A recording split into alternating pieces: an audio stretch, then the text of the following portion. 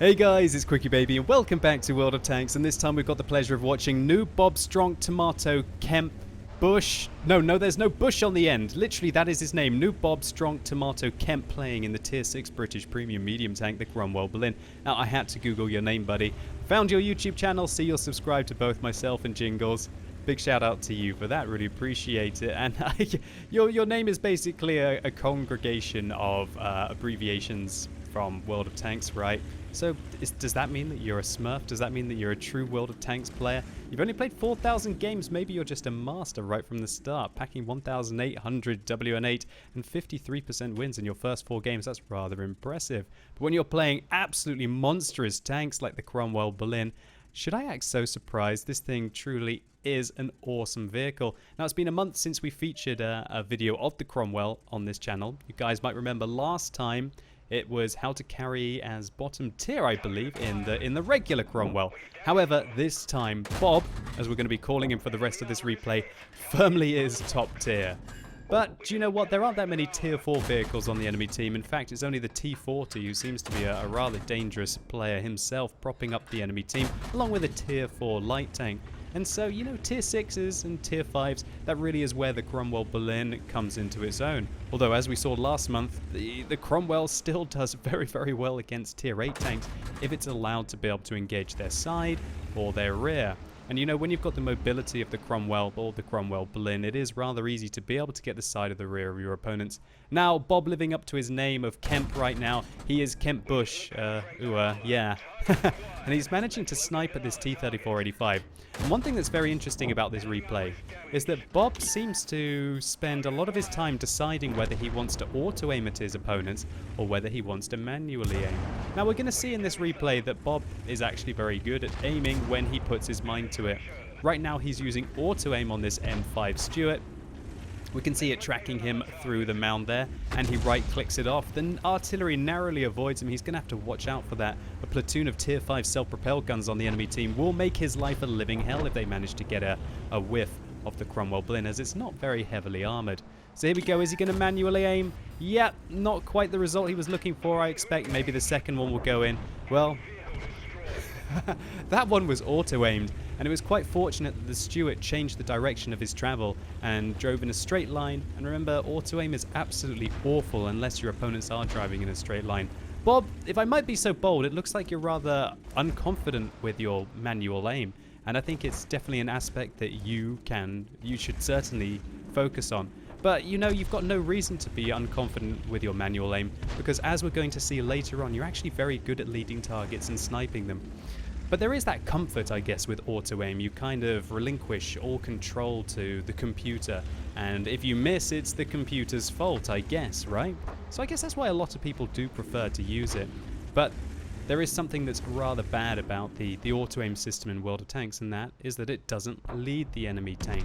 And when you take into account the latency between yourself and the server, unless your ping is absolutely excellent, then you're going to miss a hell of a lot of your shots against moving targets with auto-aim. Unless they're traveling very slowly, or you're exceedingly lucky and the shell randomly goes into the correct place. But let's not talk about auto-aim all that much. You can still be very, very successful with auto-aim, especially at the low tiers and when you're in top tier matchups like this. But Bob has noticed that his team it's not doing very well. Just take a look at the disaster of the northwest flank here. We can see 5 dead allies all along the one line, and now Bob has to try and take on this chappie. Puts one into the back of it. Will he be able to put in a second? No, not quite, and this is where the auto-aim is starting to let Bob down. But I like his focus fire here. He wants to take out the little chaffee first, and then he can turn his attention to the T-34-85. And gosh, that T-34-85 isn't exactly driving completely correctly right now. But Bob's using his mobility to be able to avoid his turret traverse. He manages to take out the T-34-85, securing his 3rd kill of the game. Now, he took a hit there from the Skoda T-25, but he doesn't seem to be too worried about him right now, because he is going to be gunning for this tier 6 Japanese medium tank. So he auto-aims, shell flies true, premium right through the side of the OI there. Now, I think a standard round could have probably gone through if it hit the flat side of the vehicle, but in this kind of a situation when you're fighting 2 versus 9, you know, you can't fault Bob for wanting to even up the game, or at least take out a little bit of the uncertainty of it. with using premium rounds here. So there's a PZSFL, a death toaster on the enemy team, seems to be shooting at the Tog. Bob is going to take advantage of that to be able to put 2 into him. Gosh, that tank doesn't have very much health, does it? 350 hit points. That means that a Cromwell, which is only 1 tier higher than it, can rip it apart in a matter of seconds. Oh gosh, that's an awful miss there. Will it cost him? No, he's quite lucky that the PZSFL, which can pack an 88mm, didn't put a round into him there, because losing that 240 hit points would have been disastrous.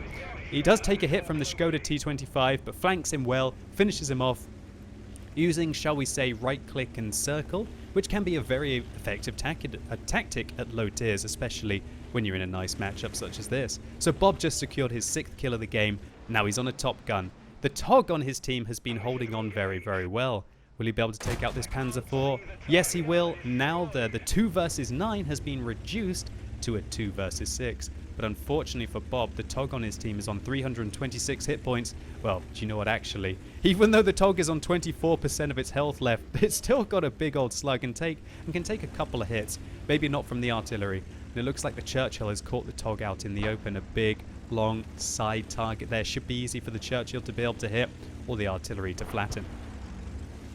The Tog takes a hit, he puts one into the Churchill, and Bob is going to take this opportunity of the distraction of the Tog, who dies to the artillery, to be able to get the side of the enemy Churchill. One, this is a tier 5 British heavy tank. It does have a hell of a lot of hit points. He's going to have to put in a lot of rounds. And this is where, you know, the, shall we say, the right click and the right click and surround is going to work very well. Looks like he takes off the tracks of this Churchill there and secures the kill. 8th kill, 2,683 damage. This would be a good result for a tier 7 or a tier 8 tank, let alone a tier 6 tank. But you know what? Bob's got a lot more to do. He was in a 1 versus 6 there. He's already managed to change that into a 1 versus 5. And he's rapidly running out of APCR rounds. But he's making use of them.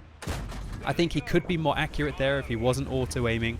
But manages to shut down the KV-85. Perhaps getting a little bit lucky and having to, I guess, compensate using the 200mm of penetration on these APCR rounds, or 202mm to be exact. Now this is my point about Bob can actually snipe. Look at this.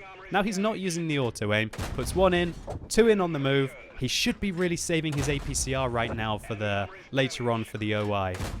And he basically hits 4 shots at a moving VK. Then he decides to auto aim, and ironically, or should we say coincidentally, he sets the VK3001P on fire.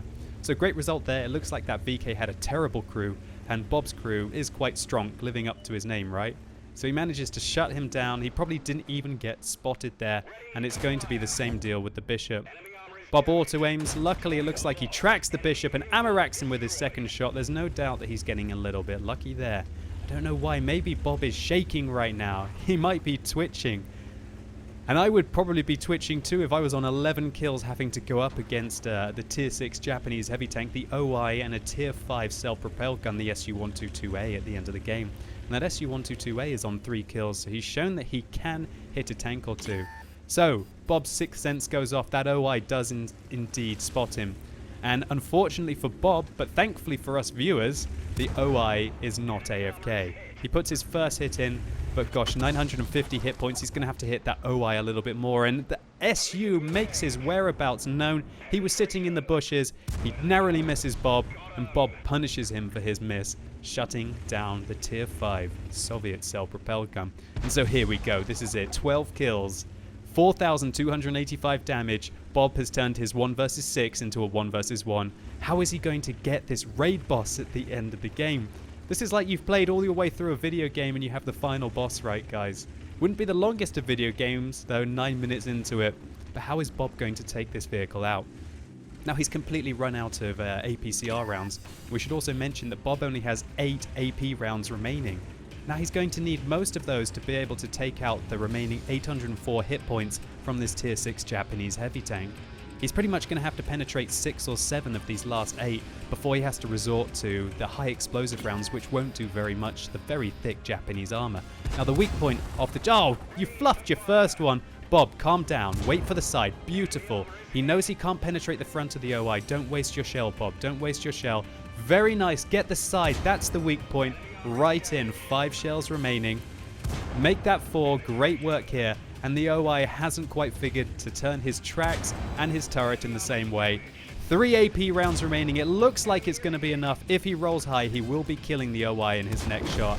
Headshot, 13 kills, 5,089 damage. What an absolutely insane result. And I guess I'll say your full name at the end of the video. NoobBoBStronkTomatoKemp. Absolutely ridiculous stuff. One of the best carries I've seen, at least in low tier, in a very long time. Bob showcased some excellent map awareness here with his dogged approach to taking down his opponents one by one and just going in. And that's what you have to do when you're outnumbered. You have to kill your enemies faster than they can flank you.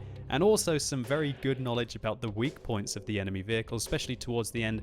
A novice player wouldn't have known about getting the side of the OI and probably would have fluffed most of the remaining AP rounds in their tank. So Bob scored a variety of awesome medals this game. The one that everyone wants, the Kolobanov's medal for standing alone against at least 5 opponents, in this case 6, the Pools medal, and he was just one off the Rezanai Heroes medal, of which I've checked and nobody has managed to get 14 kills, at least on any replay website in patch 9.15. Nevertheless, 13 kills is still extraordinary and more kills than I've ever managed to get myself in World of Tanks. He also got a high caliber medal for 5,458 damage done, pretty much 5 times what anyone else on his team was able to do, and 2,334 base experience points for his triple, and including a premium account, that was 11,553. That's something that you're usually proud of in a 5 times event, let alone a 3 times event. And as this was a premium tank, even though Bob did fire a lot of APCR this game, he still made 70,000 credits profit. So Bob, congratulations on an absolute monster result, buddy. This must have been an absolute adrenaline rush. And it says here, this was the game of my life. My heart was pounding like crazy. No doubts at all. And hopefully you guys enjoyed this video as well. If you did, please consider giving it a like. It really helps the channel out. And if this video has sparked your interest in the tier 6 British medium tank, then simply click through up here or use that more info icon in the top right hand corner of your screen to see last month's how to carry a bottom tier effort and a variety of other awesome Cromwell replays. And let me know in the comments down below how much you guys make use of auto aim and why do you do it. And as always, thank you so much for watching. You've been epic and hopefully I'll see you soon.